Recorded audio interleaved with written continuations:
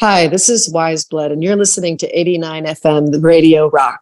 So, you're about to perform here in Brazil at Success Fest. What can you expect from it? And also, what are your expectations for the show?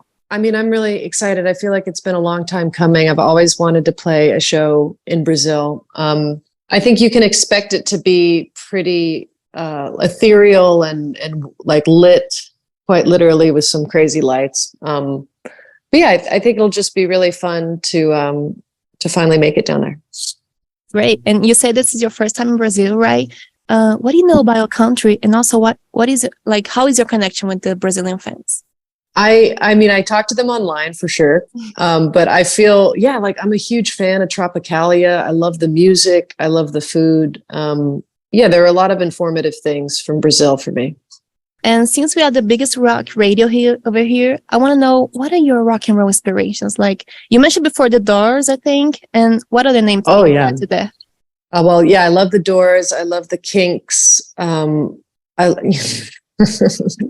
As far as rock and roll goes, I love that band Squeeze from the UK. I kind of listen to a lot of different stuff and I go through phases, but right now I'm having a huge Squeeze moment, and Nick Lowe. Great. Is there something that you still would love to achieve? Maybe like a collaboration or something even bigger in your career? Yeah, no, I've always wanted to work with the composer, Philip Glass. I think he's really brilliant, and he's just one of my favorite melodists of the 20th century. And then as far as other stuff, I think there are a lot of amazing musicians still living, and there's so many different routes to take. So great.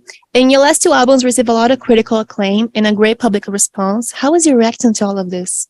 I was definitely pretty shocked because I've been doing music now for a really long time. I started Weyes Blood when I was 15. So it was a slow burn, but once it all happened, it was so rewarding. And I'm just really grateful that I get to travel the world and sing for people, because it's my favorite thing to do.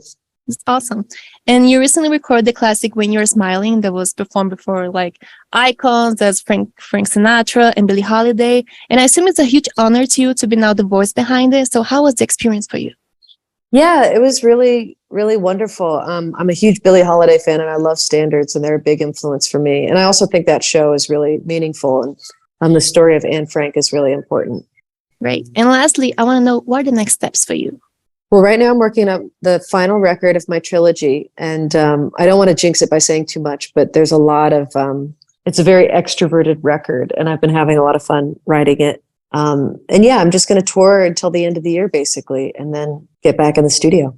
Great. Thank you so much, Natalie, for your time. I can't wait to see you in Brazil. You're going to love it. I promise you're going to wish you could come back every year, because people here are just passionate and crazy about it. Yeah. No, I can't wait. I'm literally so excited. Yeah. 89, a Rádio Rock.